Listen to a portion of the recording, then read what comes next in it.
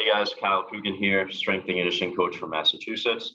So as somebody who didn't play athletics or sports at a very high level, I stopped playing baseball when I got to high school, and then I started playing tennis, and I stopped that a couple of years later when my college didn't have a club.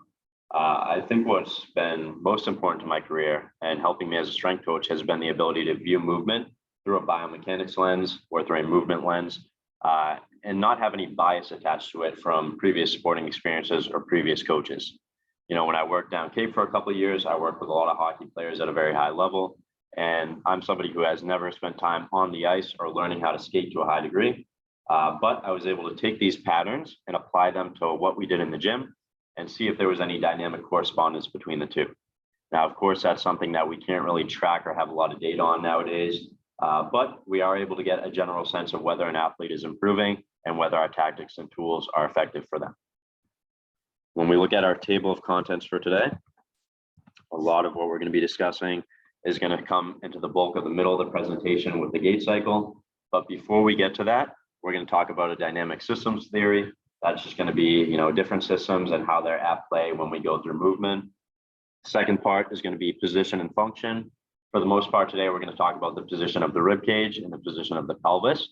There are definitely different, examples that you can take this through. If we look at just a function of muscles specifically, that's going to help you a lot and give you a good understanding of what's going on at joints.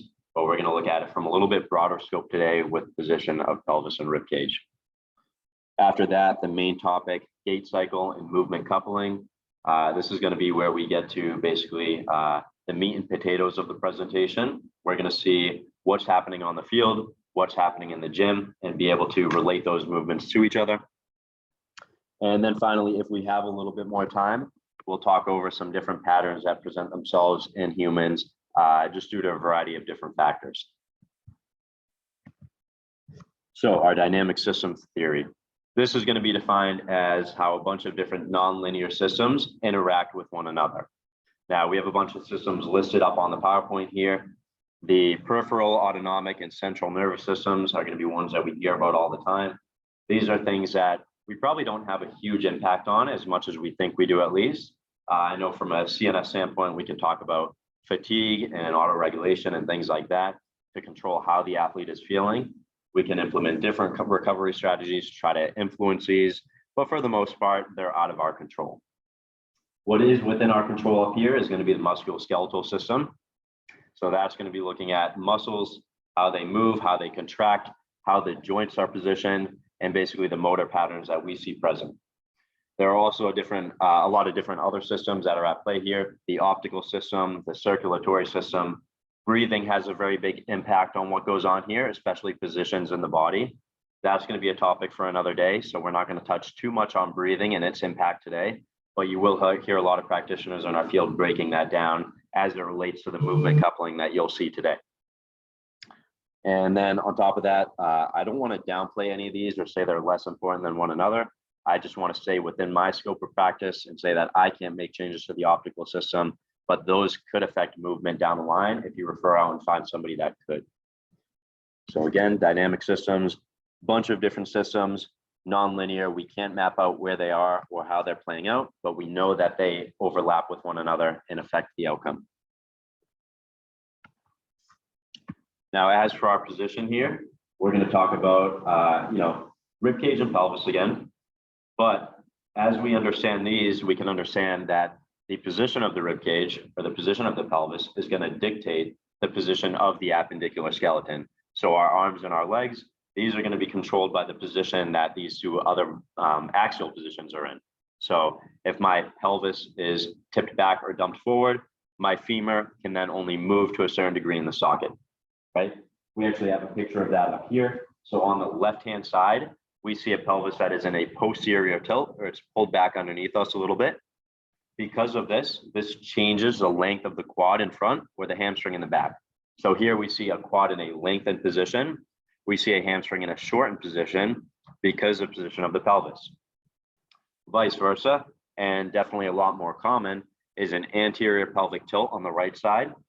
That's going to be where the pelvis is dumped forward. Because of that, we have a shortened quad and we have a lengthened hamstring. All right. When we have athletes come in the gym, and we put them through a hinging pattern or an RDL or something like that, and we're trying to get them to feel their hamstring, but they can't, a lot of times it's going to be because they're in this anterior pelvic tilt position. All right. They're already in a position where their hamstring is lengthened. So now as we go to load that movement, it can't lengthen that much more. So they either A, have trouble hinging back and going through the actual pattern without compensating somewhere else, or they just can't feel or sense that muscle very much. So I think sensation is a really good tool for coaches to use nowadays, being able to sense the actual muscle that you want to have working. And that gives us indication that the joint is actually in the right position, or the body part is in the right position. We have a quote up top here from Pat Davidson, basically says exercises are tools that you use to train muscles to move joints in different planes. This is an important quote because I think it simplifies it to a great degree, and it makes a lot of sense. We used to come up in this field thinking about planes first. So we think sagittal, transverse, and frontal. We would think that there are certain movements that are associated with those planes. And now if we can just give an athlete, let's say a movement moving right to left in the frontal plane, that we can deliver certain muscle responses because of that. Unfortunately, it's not as easy as that. But what we can see is that there are certain joint positions that might indicate we are in the correct plane. So if we see a shift in the pelvis from side to side or a shift front to back, we know that we might be moving into a frontal plane movement there, or a rotational transverse plane movement. That's going to be a very good indicator. So trying to find these positions in our athletes while we're in the gym is going to help us achieve the movements that we want. Moving forward from here, we're going to talk about the gait cycle.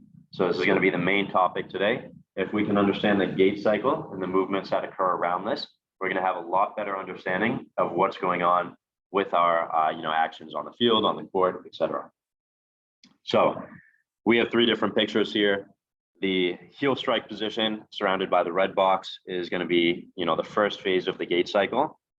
The second phase is going to be our mid stance, and the third phase is going to be our toe off. Now, there are a lot of practitioners that use different jargon surrounding the gait cycle. That makes it really confusing for a lot of people to pick up and understand this. To keep it simple, there's always going to be an early phase, there's always going to be a mid phase and a late phase. You might hear early stance, early propulsion, late stance, late propulsion. It all means the same thing. It's all referring to one section of the gait cycle. But with that being said, we can also break this down into just calling it different zones.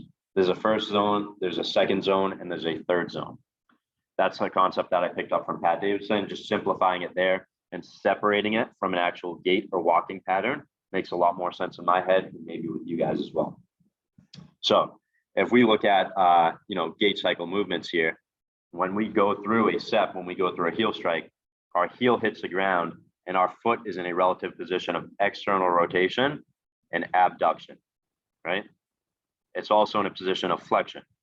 As we move into our mid stance, that foot begins to internally rotate and adduct and extend at the joint. Then we finally come into our toe off. We get another movement of external rotation, abduction, flexion occurring there. These movements that are coupled together are pretty much always going to happen in that manner. So once we can start to put a piece together in our head, like, hey, there's always going to be, internal rotation occurring with adduction or external rotation with abduction, it's going to make these concepts a lot easier. If we can start to pair in our heads that flexion and extension occur with different types of rotation, that's going to help as well.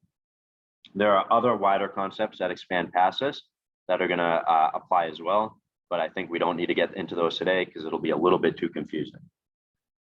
So moving into our movement coupling here, again, the actions that occur at the gait cycle can be extracted and expanded upon and applied to different movements, whether it's throwing a ball, hitting a baseball, anything like that. Movements where we're in the gym, squatting or deadlifting, we're going to see the same reciprocal patterns that occur at the joints in both of those scenarios.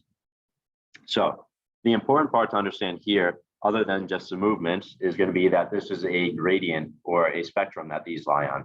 So we're never going to be specifically in one position of external rotation or of internal rotation, but we're always going to be shifting between the two. At one point in time, I'm more internally rotated, but there is still a part of external rotation going on at a different joint or at a different part of my body, and vice versa. right? If we can understand this, it's going to make the pictures that come up later on in the slide a little bit easier to understand. On top of this, if we were to expand upon these a little bit more, with external rotation, abduction, supination, and flexion, a lot of times that is going to be an expansive or a, creating space type of motion. And on the other hand of the spectrum, the internal rotation, adduction, pronation, and extension is going to be a compressing or a minimizing of space. So you'll hear those terms, compression, expansion a lot, concentric, eccentric. Those are going to apply here as well. A lot of times internal rotation is responsible for propulsion and creating force and creating movement occurring. And a lot of times external rotation is going to be paired with creating space and opening up space and absorbing. So when we start to look at our first movement pattern here, all right, we see a squat position. So in this position, I've already descended into the bottom.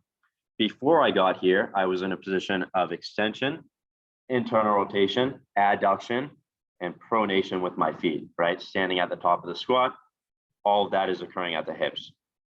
As I started to descend down into space, I got into a position you see here on the screen where I was in flexion, external rotation, abduction, and I was sitting there in that position, supinating my feet into the ground, right? So again, at the top, extension, internal rotation, adduction. At the bottom, flexion, external rotation, abduction, right? So a little bit clearer to see here in a standstill picture. When you see the actual movement occurring in front of you, it's hard to picture that these actual actions are going on at the joint. This is going to be associated right here with our zone 2 or our mid stance in the gait cycle. So this is first portion of the squat is standing tall. Second portion of the squat is going to be down at the bottom. Third portion is going to be rising up. When I leave this position and I begin to rise out of the hole, what's going to happen is that I'm going to create an internal rotation moment at the femur or at the hip joint, and that's going to start to propel me up from the bottom out of the hole, right? So again, this gradient is constantly happening through this squat pattern. I start on one end of the gradient, I switch, and then I come back up, all right? This second picture here dictates me coming out of the bottom of the hole. So this is on the way up. Now, as I drive out of the bottom, I move towards the position of extension, internal rotation, adduction, right? I'm driving out of the bottom. My femurs start to internally rotate in order to create force and propel me up. A lot of times you'll see this over exaggerated with a lot of beginner lifters. A lot of times when you see more advanced lifters who are a little bit more compressed and been doing this for a while, they're the people that are externally rotating so much at the bottom that by the time they internally rotate to come back up, it's not a movement that occurs at a very wide scale, and it's not something that's noticeable from the eye, but it is occurring at the actual rotation in the joint. All right. So again, as we touched on earlier on our movement coupling screen, the IR motion will be associated with propulsion, pushing, overcoming, concentric, compression, all these different terms that you hear today. Now, if we look at a sporting pattern, we've got a picture of Shohei Ohtani here on the mound. You can look at this from multiple different joints. So right now, we're just going to talk about the hips. You could talk about the shoulders too. The shoulders here are kind of in a neutral position. So this is before any movement is really occurring. You could probably still dissect it, but it probably doesn't matter too much yet. If we were to look at the legs here, we have his right hip, which is going to be the stationary or the stance leg, the leg that's long in this photo. That's going to be in a position of extension at the hip, internal rotation, and adduction. Now, this might be a little hard to conceptualize looking at the picture, but essentially when he's raised up in this position, the hips are rotated to one side, so they're rotated over the stance leg. That's internally rotating at the femur there. His opposite leg, so his lead leg that's in the air, this is going to be in a position of flexion. It's going to be in a position of external rotation and abduction, because those movements always pair together. So when I'm up here, even if I'm pulling this foot in front of myself, I'm still in a position of relative external rotation because my hips are shifted over to the side, over the stance leg, right? If we were to backtrack a little bit and look at the gait cycle as it occurs, it's not necessarily that the femurs are moving in the pelvis. It's more so that the pelvis is moving over the femur. So when I take a step forward and my pelvis goes through internal rotation, it's the pelvis shifting around the femur rather than the femur just swinging around. All right. Now, again, just to summarize before we look at the next photo, his right hip or his stance leg in this position is an extension, internal rotation, and abduction. His left leg is in flexion, external rotation, and abduction. Moving on here. So this is going to be our transition phase. This is where things can get confusing too. When you look at the motion occurring, this isn't zone 2 already. This is just a transition from zone 1 to zone 2. After he lands and delivers a pitch, there's going to be a follow through motion. That's going to be his zone 3. So here we should see a lot of these actions beginning to shift, right? His right hip in this scenario, which is pushing off the mound, is beginning to shift into more flexion and external rotation and abduction, because the pelvis that was originally stationed over that side is now beginning to push off to the other side, right? So he's starting to externally rotate from that right hip. If we look at his left leg here, which is in like a swing phase or swinging out in front of him, that left hip begins to switch into extension, internal rotation, and adduction, where he originally was on the opposite side. Now, as he begins to move, those actions start occurring on the opposite. All right. Again, this is his transition. He's going to land in the next position. He's going to get this pitch off in a couple fractions of a second. And at this point in time, we can start to see him shift into the next phase of gait. All right. From here, this is going to be his zone 2. After he releases a pitch, comes through into the follow through, we might see that left leg start to extend through. We might start to see it come into an extended position. All these movements are going to occur at the same time, right? If we were to go back real quick and just look at, let's say, the shoulders here, the shoulder joints, we have a right shoulder that's in extension and internal rotation and adduction. And his right shoulder here is going to be his back arm, right? So when we think about shoulder extension, we think about a shoulder that's pushed behind the body, flexion here, extension here. So when he extends and comes behind his body here, he's going to go extension. That humeral head is going to start to internally rotate towards the rib cage, and he's going to be adducted because of that, right? So he starts to pull back. The opposite hand, the left hand, is going to be in a position of flexion, external rotation, and abduction. So he's here. He starts his wind up. He starts to pull back with one, open up with the other before he follows through there. Again, we can start to see the pattern come together in our head here. A lot of these different movements are going to be reciprocal in nature. When we look at a unilateral movement like we have here, where one side of the body is doing one thing and one side is doing the other thing, we have opposite actions occurring. When we looked at my bilateral motion in the squat, we had the same actions occurring on both sides of the hip, all right? That's going to be the only difference here. But again, shoulder to hip, we can have different actions occurring. Hip to hip, we can have different actions occurring if it's unilateral. If it's bilateral, expect the same. Now we can look at a batting motion as well. So we've got another picture of Otani here. This is going to be flopped. So his right hip is going to be his lead leg in this scenario. From there, he's going to be in a position of a little bit more external rotation and abduction. His left hip is going to be a little bit more IR and adduction. It's the same exact setup as when he was pitching. Now he's just flipped around. His pelvis is shifting over towards one side. That's going to be the side that's in more internal rotation. His other side, even though it looks like it's twisting in and you would think it's rotating in, it's actually in a position of more external rotation at the hip, right? His shoulders here are another good indicator of what's going on. So his right shoulder is going to be exactly the same as his right hip. It's in a position of external rotation and abduction and a little bit of flexion, just holding out in front of him, all right? His left shoulder is going to be a little bit more extended, IR'd, and adducted, all right? And we can visualize that as we set up, right? He's here, he's holding the bat in his left hand.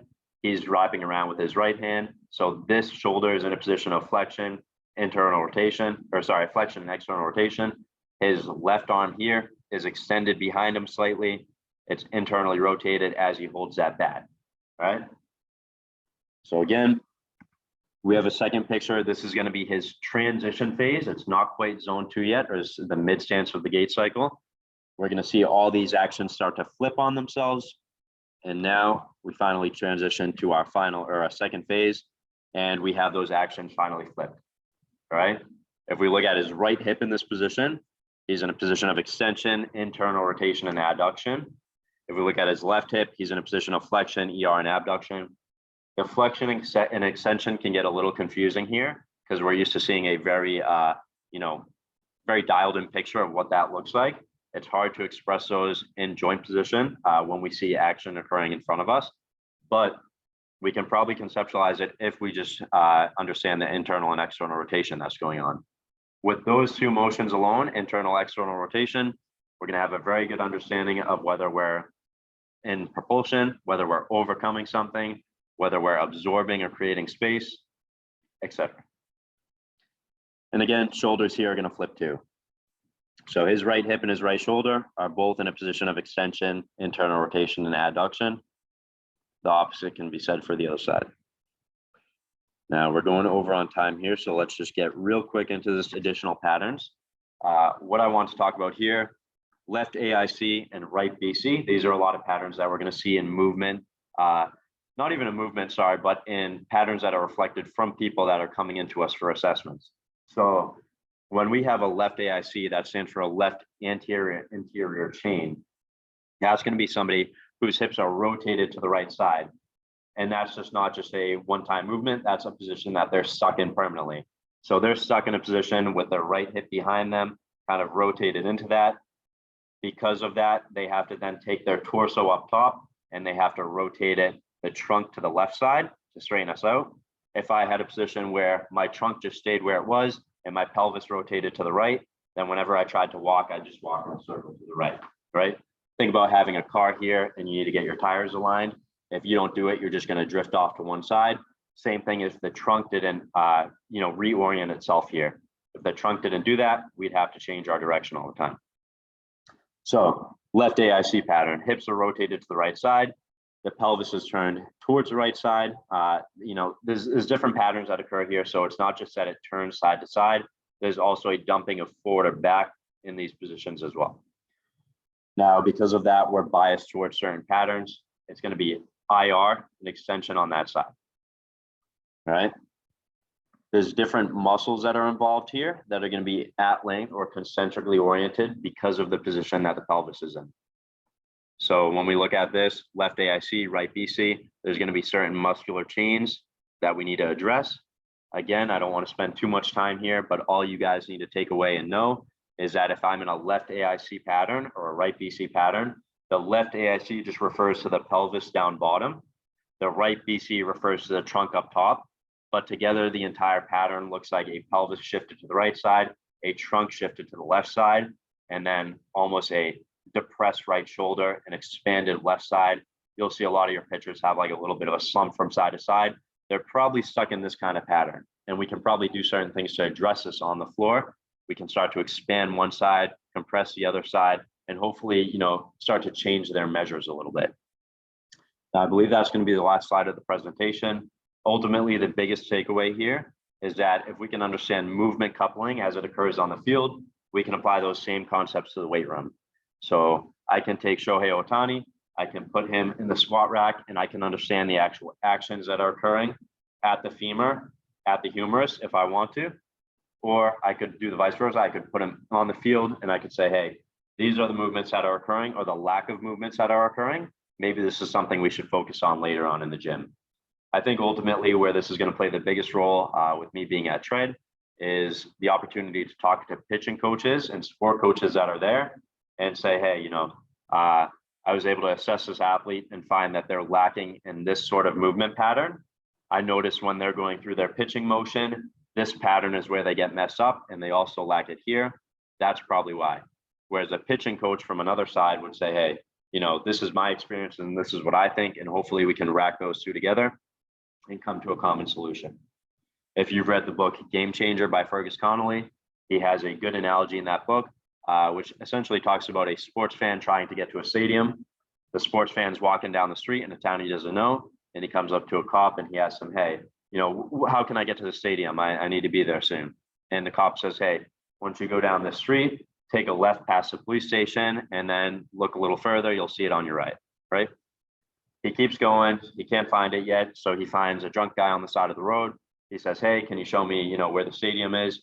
The guy says, oh yeah, just continue down past the liquor store, blah, blah, blah. Then turn this way, you'll get there. Then finally he comes upon a doctor and the doctor says, hey, once you go past a hospital on this side, keep going and you'll find it there. So basically the point of this analogy is that every practitioner is going to look at this movement or look at this output from their previous biases. I think the strength and conditioning field can start to use these movements to have a better understanding of what's going on and relay that to sport coaches a little bit better. So thank you very much.